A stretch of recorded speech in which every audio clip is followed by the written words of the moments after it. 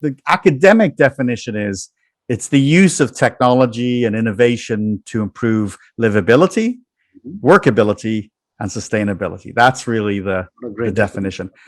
Now, more broadly, though, perhaps more philosophically, it's about recognizing, number one, that our future belongs to cities, right? That humanity's future is in an urban context, that there are challenges, that we need to think differently. And those ideas and, the reinvention of how we deliver cities is going to be customized to communities. So I always say what's important perhaps in Delhi might be different from Melbourne in Australia or Helsinki, Finland. And so it has to be reflective of the culture and community.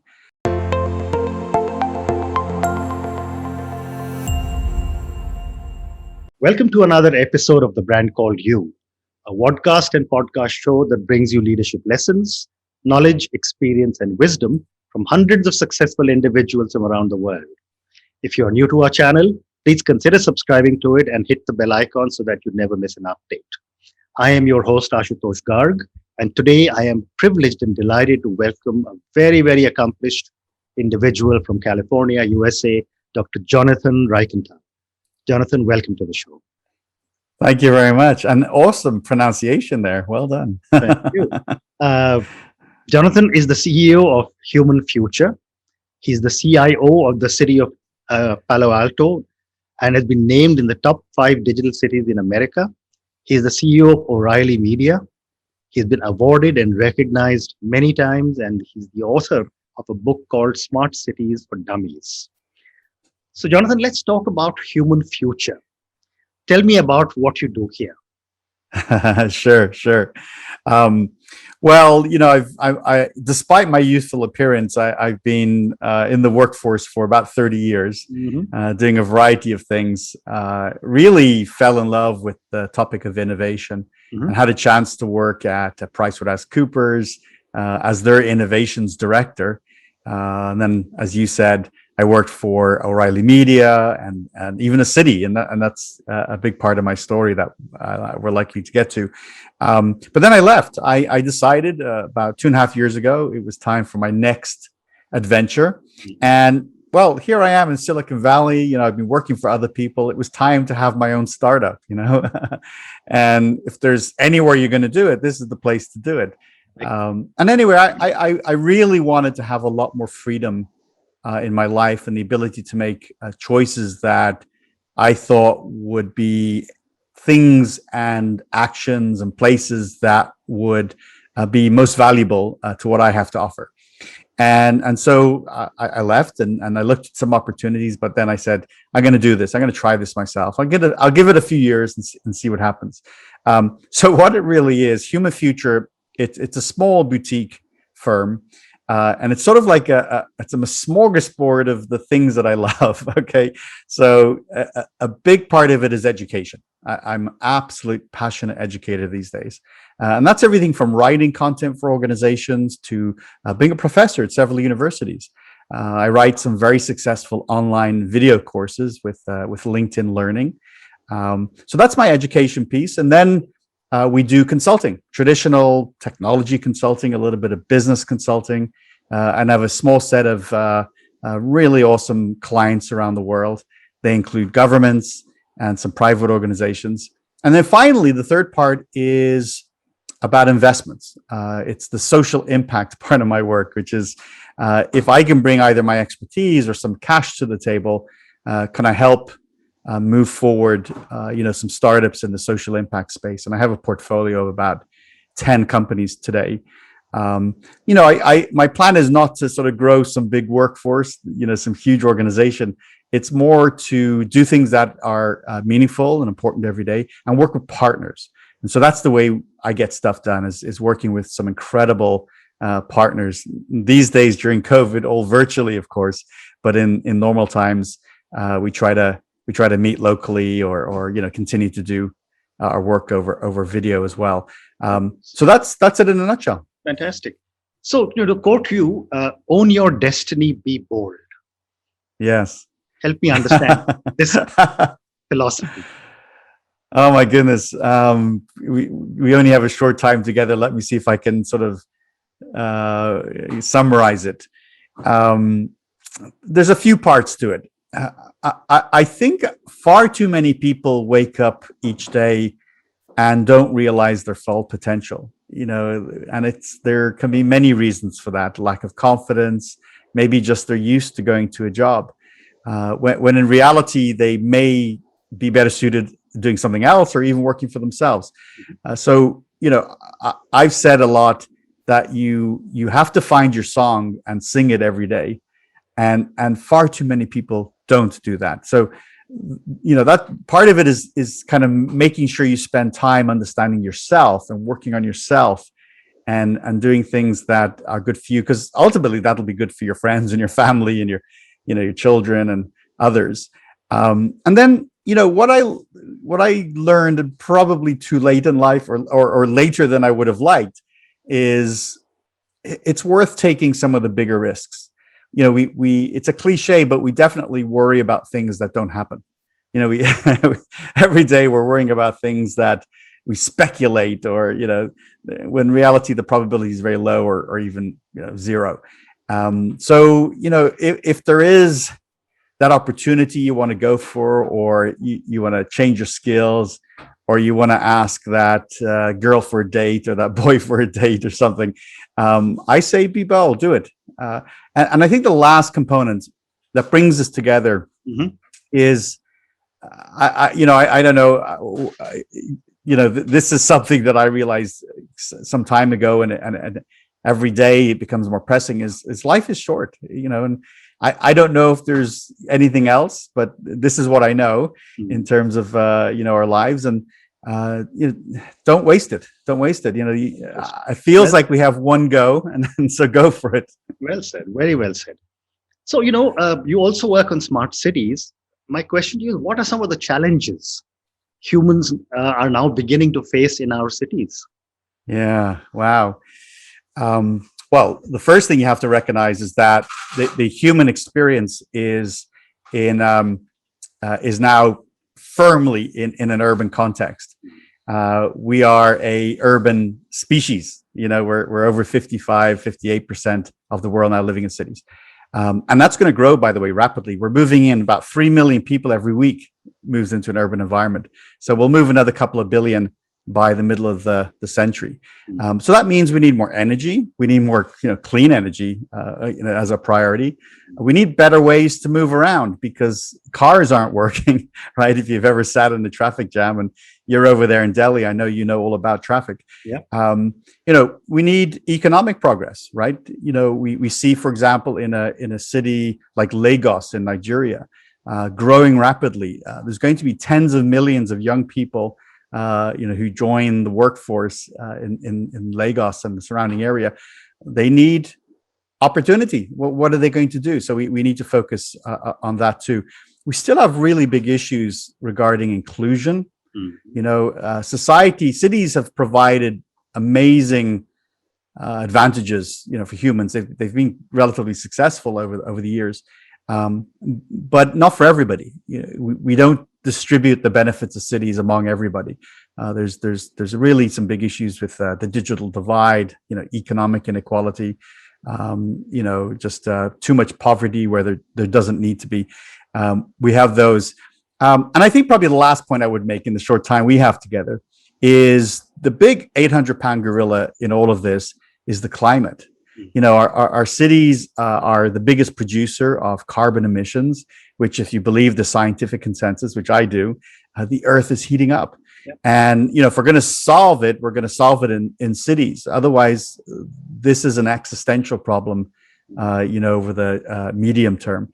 With 630 cities on coastlines representing about 1.3 billion people, if they start to flood, that's a problem. And some are beginning to, so this is not something 80 years or 150 years from now. This is now. So that's a big challenge. And I'm an optimist. I think we have to have come up with better ideas. We gotta be creative, and hopefully we can manage it. Amazing. So, you've also got a book titled Smart Cities for Dummies. I do. For our viewers and listeners, Let's start with your explaining what is a smart city. It's a term that is used by every politician around the world. It is. It's a very neat catch-all, right? Correct. So the academic definition is it's the use of technology and innovation to improve livability, workability, and sustainability. That's really the definition. Now, more broadly, though, perhaps more philosophically, it's about recognizing, number one, that our future belongs to cities, right? That humanity's future is in an urban context, that there are challenges, that we need to think differently. And those ideas and, the reinvention of how we deliver cities is going to be customized to communities. So I always say what's important perhaps in Delhi might be different from Melbourne in Australia or Helsinki, Finland. And so it has to be reflective of the culture and community. In all of this, as we try to solve these major city problems, a core, characteristic is the use of technology and new technologies. And that enables us to have new ideas and to think differently. But I will say this in my last comment, some people expect me always to talk about, things that are microchip driven, right? That the technology solution is going to be a computer, or software. A lot of it is going to be that way. But bicycles are technology. Electric bikes are technology. We see now during COVID, cities all over the world embracing cycling in a massive way. That to me also represents what it means to be smarter. And, I like to say our cities, we need to build cities that are smarter and more sustainable, right? So there's the second part of that sometimes gets lost. If we continue on our trajectory, we're going to consume too many resources. We're going to pollute the air and the water, and we're going to have sea level rise and all sorts of issues with climate change. We have to address the sustainability issue too, to make our cities smarter and the planet healthier. Very interesting. So, you have worked on the city of Palo Alto, which is in the top 5 digital cities. My question to you is, what goes into making Palo Alto in the top 5? What does it do differently that, say, another big city in America does not? Yeah. And maybe if you can give me some examples.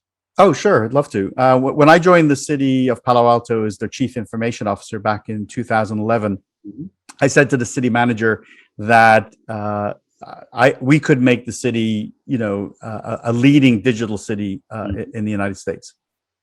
We weren't entirely sure what that meant at the time, but we knew it would involve technology. We knew it would involve more services online, more convenient services, more digitalization. And within a couple of years, we were named the #1 digital city in America, which is a real accomplishment that I'm so proud of my team and the leadership of the city. And then every year after that I was there, we were certainly within the top 5, as you said. Part of it, part of the answer is kind of surprising. You don't have to deploy everything and improve everything on day one. What you have to do is demonstrate that you have a vision, that the city has leadership, that has people that believe in a better future and understand how new ideas can be applied and how you can bring lots of voices into the conversation. So I would say #1, it's leadership. It's having a vision. That's the first characteristic. And we had plenty of that between myself and the city manager and our elected officials. We had lots of that. Okay. Another big chunk is digitalization. It's just converting a lot of really ugly, paper-based services into to meet expectations of a community that is already using their smartphone for everything, right? So, they don't want, a community member doesn't want to go to a city building at a certain time, fill out paperwork and have to come back. They want to have an app. They want to just, if they want to request a permit, which we made easier and we made available on a smartphone. If they want to report a crime, if they want to borrow a book from a digital library, we put a lot of stuff onto smartphones. The final example, I'll give you sort of an analog example now, more of a physical infrastructure example. Palo Alto is no different than any other community in the United States and large parts of the world, and that has a lot of traffic issues. And part of the traffic challenge, well, it's multidimensional, as you know, but one of them is we rely on traffic signals, right? We're sitting at red, waiting for it to go green. And by the way, it could be 3 a.m. at night. There's no other cars around, and you're still waiting at a light when it's red. So the question you have to ask yourself is why? If there's no other cars, why can't it be green, right? But if you take that idea and you say, okay, look at a long street, let's say a street that's about 1 or 2 miles long, and along that 2 miles there are several traffic signals. And what you want to do is use technology like sensors to detect, car flow and optimize so that the most amount of cars can flow along that 2 mile, avenue. Yeah. And so you deploy these physical sensors on each of the traffic signals, and they count cars and they look at speed and type of traffic, and they all talk to each other. And if the magic works, suddenly traffic flows better, and you can start to change the game on the traffic situation. We were well into that project during my time at the city, and then I left, of course, 2.5 years ago, and they're continuing to do the work. But that's an example of where we deployed hardware that in time will be game changing. Absolutely fascinating. So again, my next question, Jonathan, is, you're so involved in the digital community, in the digital world. Sure. My question is, what are some of the opportunities the pandemic has thrown up to enhance the digital economy? Yeah. Well, look, this, for example, you and I, here I am just south of San Francisco. You're over there in Delhi in India. We're having an amazing conversation. We can see each other. Correct. This platform is pretty reliable and good quality, right? So this is now a big part of our lives. Businesses which were already seeing geography become less important see no limitation in geography anymore. I mean, one of the examples of that is people working from home, and then people saying, hey, I don't need to be in San Francisco anymore, even though my company is based in San Francisco. I can move to Texas, or a very low cost part of the United States and still be very effective. So I do think that this embrace of virtual platforms and video is enabling us to think differently about when we work, how we work, and where we work, right? I think that's a big piece. The second one is I don't know if we have a name for it yet, but it's sort of the delivery economy, right? Everything's getting delivered. Correct. I don't know. I'm going to guess it's similar where you are. Exactly the same. But I'll give you an example of myself. Early on in the pandemic, last sort of March, April of 2020, here in California and in Northern California, we locked down. I mean, no, it was a ghost town outside. And I, my girlfriend and I were talking about this, and it was like, how are we going to get groceries? Can you go to the store and you have to, you have to join a line? It was all sort of messy. And I said, well, maybe let's try ordering groceries, to be delivered. And so, maybe I was late to the game, but I ordered online and I found the service to be amazing. I mean, a little premium, of course, but wow, I just go online, pick my groceries. I could even see the person in the store picking the groceries off the shelf, and they would ask you, would you prefer this and this, right? And so everything now appears to be available through delivery. And again, that's game changing. It's going to hit physical retail hard, but we'll adjust. We have adjusted to major transformations of industry in the past. I think that's the second one, and just real brief as a third. Is the adoption of distance health, right? Is actually getting an interaction with a doctor or a nurse or another medical professional, again, virtually. I had the experience, not to divulge too much detail, but I had something on my skin that I was kind of questioned about. And so rather than have to book an appointment and, then have to drive and park and sign in and wait, and, that's a big chunk of my time. I just, went online, says I want a video consultation. They told me, when they were available, and we agreed.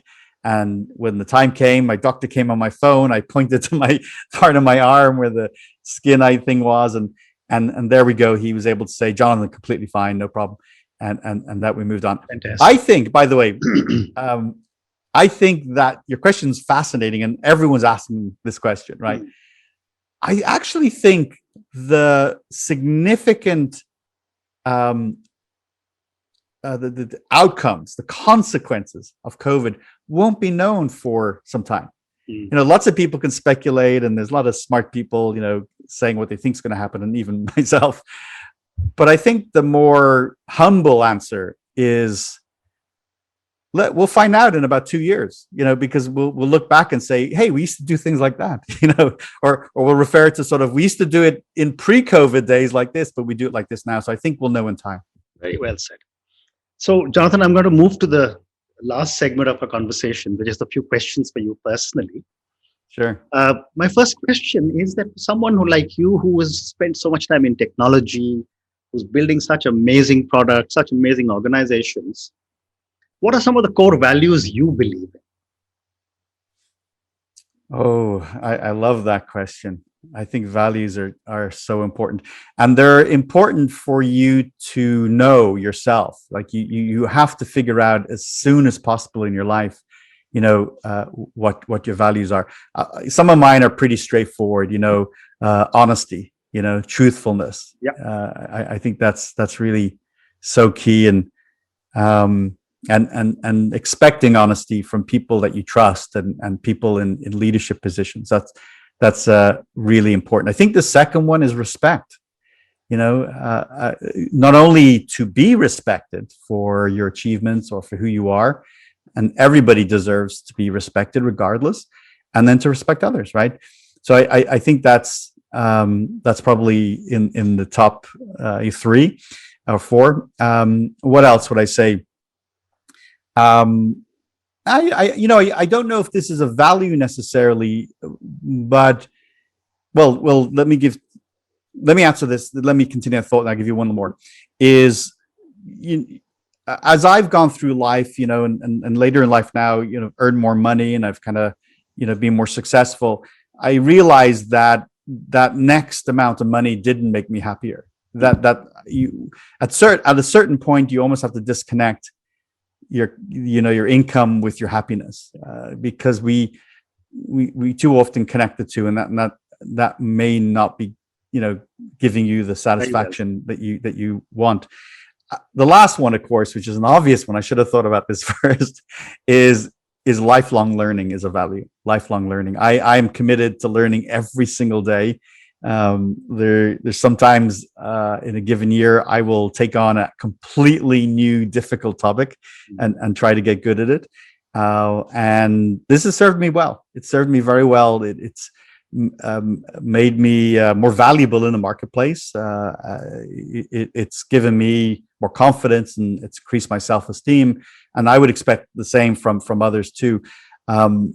Lifelong learning is a choice. It's a choice, and I really would encourage your viewers and anyone who's watching this who are looking for inspiration to recognize that committing yourself to lifelong learning is an incredible investment in yourself. I agree. So I now have time for one, maybe 2 questions. Okay. My next question to you, Jonathan, is that, again, as you look back at your life, you said 30 years of an amazing life, and I'm sure there's so much more ahead. But from where you stand today, what does success mean to Jonathan?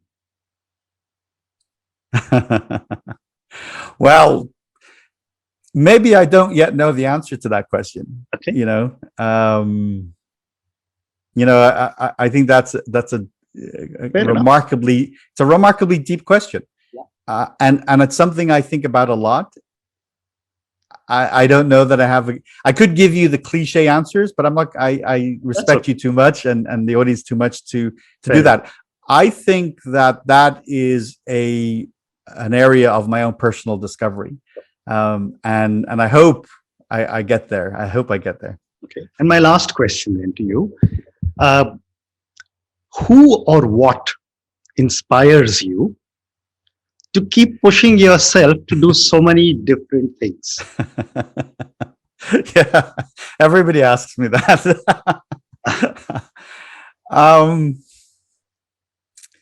Well, I'll answer both. There's kind of, I can answer the what and who, I suppose. Yeah. The what. the what is just a drive. It's a personal drive. It's a recognition of realism, that it's I'll paraphrase Buddha, who said, the biggest mistake is we think we have time, right? And I think that's such a motivating quality for me. You got to get stuff done. There's not enough time. It's slipping away if you don't embrace it and move forward and take those bold risks and try something new. What are you waiting for? What am I waiting for? There's nothing left to wait for. It's just all to go for, to go for it. So I think there's just a sort of a personal engine now that's driving me. In terms of who, I'll give a lot of credit to my father. I think my dad is an incredible role model. He's in his mid 80s and he's still passionate and hungry for knowledge and interesting and passionate about life, and that's certainly inspiring. I think that's the answer I would give. Fantastic. Jonathan, thank you so much. It's been such a pleasure speaking to you. Really enjoyed my conversation with you on smart cities, about the human future. Thank you again and good luck. Thank you very much. I'm so glad you're doing this, and it's so wonderful to have met you and spent even a little bit of time with you. Thank you for doing this. Thank you. Likewise. Thank you.